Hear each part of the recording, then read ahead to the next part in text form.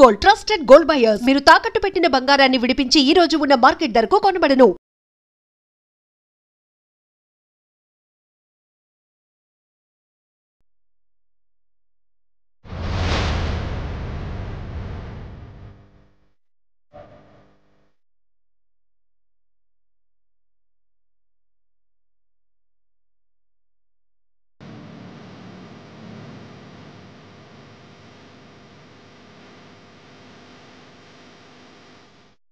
నమస్కారం, welcome to I dream.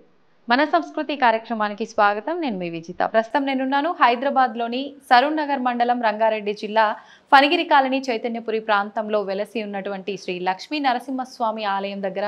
ఇక్కడ ప్రత్యేకించి లక్ష్మీ నరసింహస్వామిని శ్రీ కొసగుండ్ల ఫణిగిరి లక్ష్మీ నరసింహస్వామి అని చెప్పి పిలుస్తూ ఉంటారు. అయితే ఈ ఆలయం 4వ శతాబ్దం నుంచి ఉన్న ఆలయము అని చెప్పి చెప్తూ ఉంటారు. మొదట్లో ఆలయం గురించి ఎవ్వరికీ తెలియకుండా ఒక అడవి ప్రాంతంలాగా, ఒక కొండ ప్రాంతంలాగా ఉన్న ఆలయం ఒక వ్యక్తికి కలలో వచ్చి నేను పలానా ప్రాంతంలో ఉన్నాను అని చెప్పడం వల్ల ఇక్కడికి వచ్చి చూస్తే నిజంగానే ఇక్కడ శేష రూపంలో ఉన్న లక్ష్మీ నరసింహస్వామి విగ్రహం అనేది కొండల మధ్యలో బయటపడడం అనేది జరిగింది. ఇక్కడ ఒక లక్ష్మీ నరసింహస్వామి ఆలయమే కాదండి, స్వయంభుగా వెలిసిన హనుమంతుడి ఆలయం, దాంతోపాటు సుబ్రహ్మణ్య స్వామి ఆలయం, వెంకటేశ్వరుడి ఆలయం, లక్ష్మీ అమ్మవారు, ఇవన్నీ కూడా ఇక్కడ ఉండటం విశేషం. అయితే ఏంటి ఆలయ చరిత్ర, ఏంటి ఆలయ విశిష్టత ఏంటో మనం వెళ్ళి కనుక్కునే ప్రయత్నం చేద్దాం. పదండి నాతో పాటు.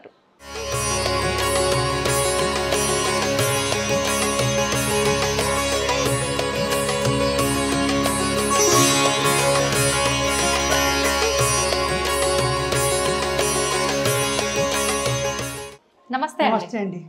మామూలుగా అంటే సుబ్రహ్మణ్య స్వామిని ఎక్కువగా మనం జంట నాగుల రూపంలోనే చూస్తూ ఉంటాం అన్ని ఆలయాల్లో కూడా, కానీ ఇక్కడ విగ్రహ రూపంలో కూడా సుబ్రహ్మణ్య స్వామి జంట నాగులు ఉండడము ఎక్కడైనా కానీ, ఏ దేవాలయంలో కానీ ఒకే నాగు ఉంటారు. ఒకే నాగున్న సుబ్రహ్మణ్య స్వామి కొలచకూడదు. జంట నాగులు ఉన్న సుబ్రహ్మణ్య స్వామి విశేషం. అవునా? ఎక్కడైతే ఏ దేవాలయం అయితే జంట నాగులు ఉంటారో ఆ జంట నాగులున్న నాగదేవత చాలా విశేషమైనదిగా పరిగణించబడతారు. మన ఘాటిలో కానీ, కుక్కీలో కానీ, లేకుంటే కానీ కాళహస్తి కూడా విశేషమే. కాళహస్తిలో కూడా నాగదేవతలు ఉంటారు, జంట నాగలు. ఆ 3 మెయిన్ ఎక్కువ వచ్చేసి కుక్కే సుబ్రహ్మణ్య స్వామి చాలా విశేషం. కుక్కే కానీ ఘాటి కానీ పోతే సర్వరోగ పరిహారము జరుగుతుంది.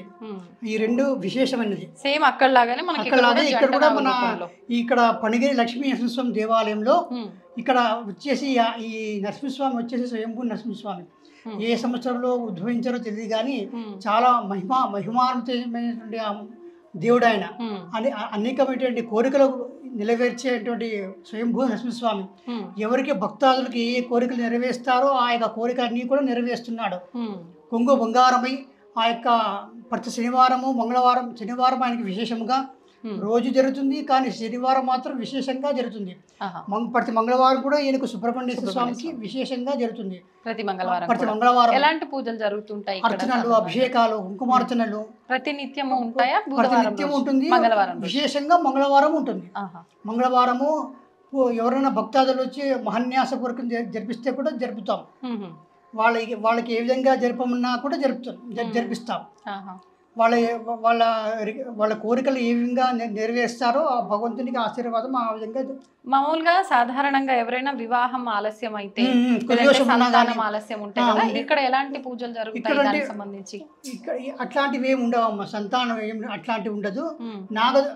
లగ్నాన్ని బట్టి, ఆ లగ్నంలో దోషాన్ని బట్టి, గ్రహాల అనుకూలతను బట్టి ఏమైనా దోషం ఉంటే దోష పరిహారానికై నక్షత్ర గ్రహశాంతులు, హోమాలు జరిపిస్తాం. ఆ హోమశాంతులు జరిపించి తర్వాత స్వామికి అభిషేకము, అర్చనలు జరిపిస్తాం. అంతే. నమస్తే అండి. ధన్యవాదాలు. సంతోషం అమ్మ.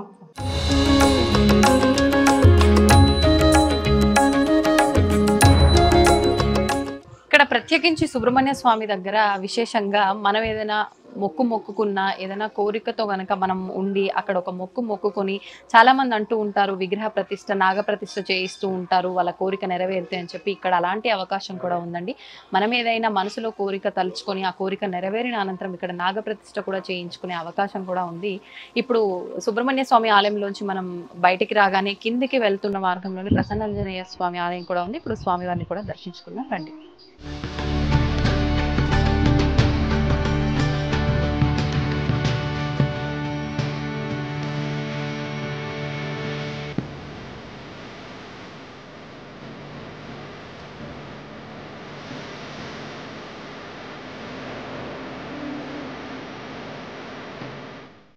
లక్ష్మీ నరసింహ ఆలయంలోని ఉప ఆలయం హనుమంతుడి ఆలయంలో అర్చకత్వం నిర్వహిస్తున్న వెంకటరామ ఆచార్యులు గారు మనతో పాటు ఉన్నారు. ఇప్పుడు వారితో మాట్లాడి ఆలయ విశిష్టత గురించి అడిగి తెలుసుకుందాం. నమస్కారం అండి. మామూలుగా అంటే ఈ ఆలయం స్వయంభూ ఆలయం అని చెప్పి, లక్ష్మీ నరసింహస్వామి కూడా స్వయంభూ అనే చెప్పి, హనుమంతుల వారు కూడా స్వయంభూ అని చెప్పి విన్నాము. అసలు ఎప్పుడు వెలిసారు ఇక్కడ స్వామివారు, ఎలా వెలిసారు, ఎవరి ద్వారా ఇక్కడ ఆలయం నిర్మించబడింది, అవన్నీ కూడా వివరించండి. ఇది 4వ శతాబ్దానికి చెందినట్టుగా మనకు ఆ కొండపైన ఒక శాసనాలు ఉన్నాయి 2. ఇంకొకటి పైన ఉన్నది. ఆ 2 శాసనాలను బట్టి తెలిసింది ఏంటంటే ఇది 4వ శతాబ్దానికి చెందింది. అయితే ఇది ఇప్పుడు పక్కన పారుతున్నటువంటి ముసి నది ఒకప్పుడు ముచ్చుకుందా నది తపస్సు చేసుకుందో ఈ నదిలో. అయితే ఆ నదిలో ఆయన తపస్సు చేయటం వలన అక్కడ శివుడు ప్రత్యక్షమైండు. అట్లాగే మన విష్ణు స్వామి కావాలని చెప్పేసి లక్ష్మీనరసింహస్వామిని ఇక్కడ అయ్యారు. ఇక్కడ తర్వాత వెంకటేశ్వర స్వామి, తర్వాత మన అమ్మవారు లక్ష్మీ అమ్మవారు ఇక్కడ వచ్చేసి ఈయన ద్వారపాలకుడు కదా, అందుకని హనుమంత స్వామి ఇక్కడ వెలిసి ఉన్నారు. అంటే వారంత వారే స్వయంభుగా ఇక్కడ అందరూ ముచ్చుకుంద మహాముని తపస్సు వలన వారు వచ్చి ఇక్కడ ఉండేసి ఆయనతోటి పూజలు అందుకున్నారు అప్పట్లో, ఆ కాలంలో 4వ శతాబ్దంలో. అప్పటి నుంచి ఇంకా తరతరాలుగా అదిగా రాజుల కాలం నుంచి వస్తూనే ఉంది. తర్వాత ఈ బౌద్ధ కాలం వచ్చేసరికి దాన్ని ఆ గుహను మొత్తం మూసేశారు అనమాట వాళ్ళు. ఆ గుహని మొత్తం మూసేశారు. అన్ని గుహలు ఉండే, అన్ని గుహలు ఉంటే గుహలన్నిటి మూసేశారు. ఇది కూడా మొయ్యబడి ఉన్నది. ఇప్పుడున్న నరసింహస్వామి ఆలయం గుహ కూడా మూతబడి ఉన్నది. అయితే ఇది ఎప్పుడు వెలుగులోకి వచ్చిందంటే 79లో మా మామగారు అయినటువంటి కోమండూరు శేషాచార్యుల గారికి స్వప్నంలో కనిపించి పలానా చోట నేను ఉన్నాను, వచ్చి దర్శనం చేసుకో అని చెప్పేసి స్వప్నంలో చెప్పాడంట. అది కూడా ఎట్లా శేషావతారంలో, పడిగ అవతారంలో వచ్చి అట్లా అంటే సరే ఏదో లే అనుకొని ఆయన ఈజీగా తీసుకున్నాడు. నెక్స్ట్ సెకండ్ టైం కూడా అట్లాగే వచ్చింది. సెకండ్ టైం కూడా అట్లా వస్తే సెకండ్ టైం కూడా అట్లాగే అంటున్నాడు అని చెప్పేసి అసలు ఆ ప్రాంతం ఎక్కడుంది చూద్దామని సెకండ్ టైం వచ్చాడు. చూసి అంతా అడవి, ఏం కనపడటం లేదు. మా కొండ ఒక్కటి కనిపిస్తుంది, అంత మించి ఏమి కనపడటం లే. సర్లే మరి ఎక్కడుందో అని చెప్పేసి మళ్ళీ వెళ్ళిపోయాడు. 3వసారికి వచ్చి 2 సార్లు చెప్పినా కూడా నువ్వు రాలేదు, పలానా కొండపైన ఉన్నా అని చెప్పారంటే అప్పుడు వచ్చేసి కొండపైకి వచ్చేసి మొత్తం చూస్తే ఏముంది, గుహలాగా ఉంది. ఆ గుహ మొత్తం మూయబడి ఉంది రాళ్లతోటి. అయితే అప్పుడు అడవి కాబట్టి ఏం లేదు, మూతబడి ఉన్నది. అసలు లోపల ఏం జరుగుతుందో తెలియదు, ఏముందో తెలియదు అని చెప్పేసి పైకి వచ్చేసి చిన్నగా ఒక్కొక్క రాయి రోజు అట్లా తొలగించుకుంటా పోతే లోపల ఒక చిన్న గుహలాగా కనపడింది. అయితే అక్కడ చూస్తే ఏం మనిషి పోయే దారి లేదు లోపలికి. మొత్తం అవన్నీ తీసిన తర్వాత రాళ్ళు ఒక్కొక్కటిగా, ఎందుకంటే లోపల ఏముందో తెలియదు, ఏ సింహం ఉందో ఏ పులి ఉందో ఏముందో తెలియదు కదా, అడవి కదా. అంటే స్వప్నంలో చెప్పిన దాన్ని బట్టి ఇక్కడికి రావడం జరిగింది కాబట్టి ఏముంది అనేది నిజంగా తెలియదు. అడవి ప్రాంతం కదా అప్పుడు, కాబట్టి ఇక దారి కూడా లేకపోతే చిన్నగా చెట్లను తొలగించుకుంటూ పైకి వచ్చేసి అప్పుడు మట్టి దిబ్బలాగా ఉండే ఎత్తుగా కొండ, ఎక్కుతుంటే జారుతూ అట్లా ఉండే. అయినా సరే వచ్చేసి ఆ రాళ్ళు రోజుని తొలగించుకుంటూ చూస్తే లాస్ట్కి ఏమైందంటే చిన్న గుహలాగా కనపడింది. ఆ గుహలోకి వెళ్ళటానికి దారి లేదు, నిలబడిపోలేం, వంగిపోలేం, కూర్చొని మనం కాళ్ళు లేని ఇంకా పోయినట్టు పాక్కుంటూ వెళ్ళాలి. ఇప్పటికీ అలానే ఉందా? ఇప్పటికీ చేశారులేండి. అయితే అప్పట్లో అట్లా లోపలికి వెళ్ళి తర్వాత ఏం చేశారంటే చిన్న ఇటు సైడ్ బట్టి గుహలాగా కనిపిస్తే చేయి పెట్టి ఇది చేసే చేయి పెట్టి స్పర్శ తగిలింది. శేషావతారం స్పర్శను నామాల స్పర్శ తగిలింది.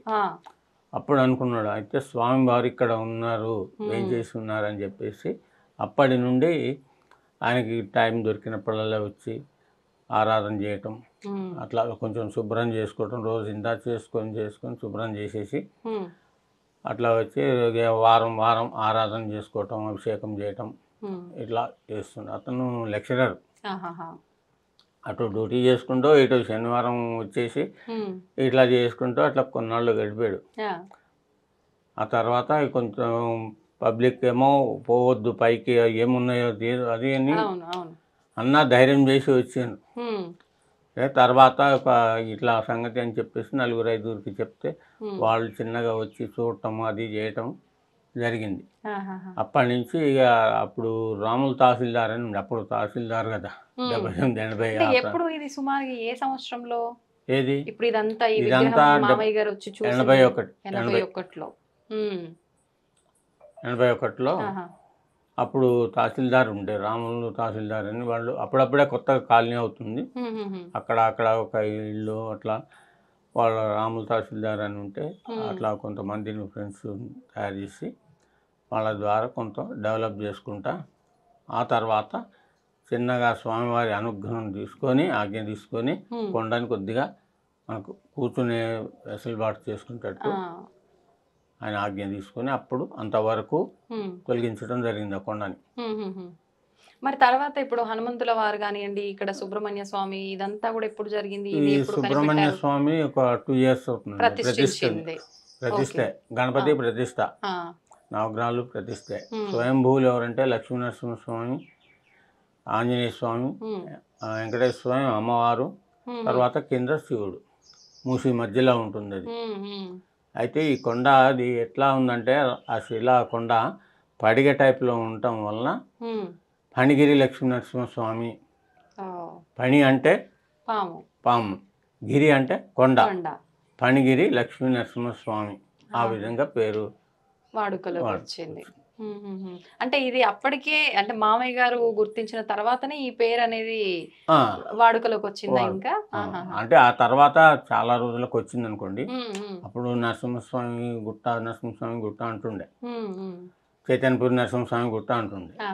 అట్లా కాలక్రమేణా అట్లా బాగుండదు అని చెప్పేసి అసలు శాసనం ప్రకారం మనకి శిల ఎలా ఉంది అనేది పరిశీలించి అది పడిగే టైప్లో ఉంది కాబట్టి ఫణి అంటే పాము, గిరి అంటే కొండ, ఫణిగిరి లక్ష్మీనరసింహస్వామిగా అభివృద్ధి అయింది.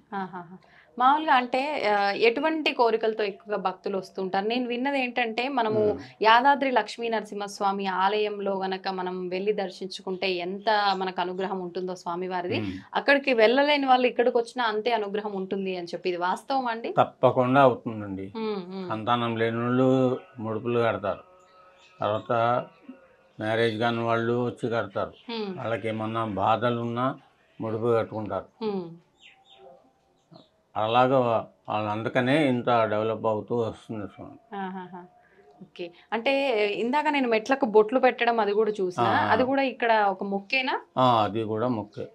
ఎటువంటి వారు అలాంటి మొక్కు మొక్కుతారు మామూలుగా ఇక్కడ ప్రత్యేకించి? ఎటువంటి కోరికతో ఉన్న వాళ్ళు అంటే వాళ్ళ ఎవరికన్నా వాళ్ళ ఇంట్లో వాళ్ళకి మ్యారేజ్ కొరకు, స్టడీ కొరకు, ఇలాంటి జాబ్ పర్పస్కో అలా ఓకే, వాళ్ళకి ఏదైతే బాధ ఉందో ఆ బాధ చెప్పుకొని స్వామి ఈ బాధ తీరితే నీ కొండకు వచ్చి మెట్లకు పూజ చేసుకుంటా, లేదా నీకు ముడుపు కడతా, ఇట్లా వాళ్ళ తోచింది వాళ్ళు కోరుకుంటారు. మామూలుగా అంటే ఎంతమంది వస్తుంటారు మామూలుగా భక్తులు సుమారుగా నిత్యము?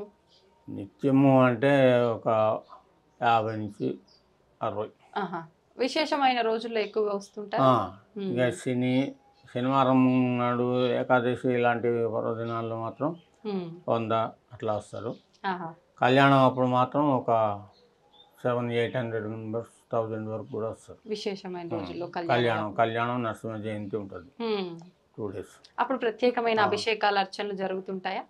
కళ్యాణం అవుతుంది, హోమం అవుతుంది, సుదర్శన హోమం, తర్వాత స్వామివారి ఊరేగింపు ఉంటుంది జయంతి రోజు, కళ్యాణం నెక్స్ట్ డే కళ్యాణం అవుతుంది. ఓకే, ధన్యవాదాలండి, చాలా చక్కగా వివరించారు ఆలయ విశిష్టత గురించి. నమస్తే.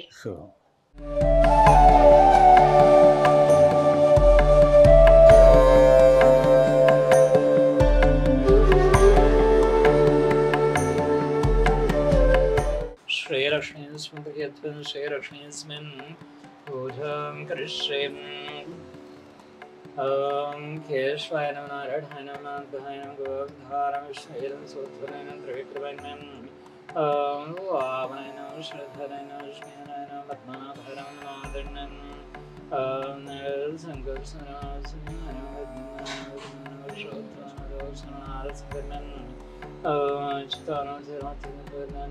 श्री कृष्ण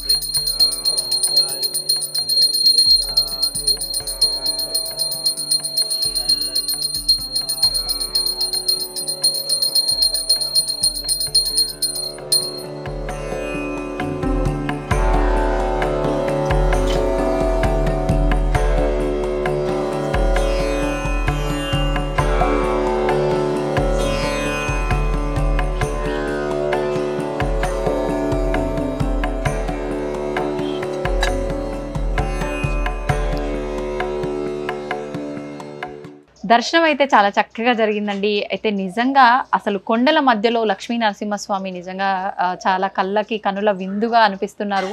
మామూలుగా మనం యాదాద్రి లక్ష్మీ నరసింహస్వామి క్షేత్రానికి వెళ్ళి దర్శించుకుంటూ ఉంటాము. అయితే అక్కడ అంత దూరం వెళ్ళలేని వాళ్ళు, ఎప్పుడంటే అప్పుడు వెళ్ళాలనుకున్న వాళ్ళు ఇక్కడ ఈ లక్ష్మీ నరసింహస్వామి ఆలయం మనకు అందుబాటులో ఉంది కాబట్టి ఇక్కడ దర్శించుకున్నా కూడా అక్కడ వెళ్ళి స్వామివారిని దర్శించుకున్నంత పుణ్యం అనేది వస్తుంది అని చెప్పి ఇక్కడ భక్తులు నమ్ముతున్నారు. మనకు ఇక్కడ ఒక లక్ష్మీ నరసింహస్వామి ఆలయమే కాదండి, ఉప ఆలయాలు కూడా ఉన్నాయి. ఆల్రెడీ మీరంతా వీడియోలో చూసే ఉంటారు. మీరందరూ కూడా దగ్గర ప్రాంతాల్లో ఉన్న వాళ్ళైతే కనుక ఖచ్చితంగా వచ్చి స్వామివారి దర్శనం చేసుకోండి, స్వామివారి కృపకు పాత్రులవ్వండి. నమస్తే.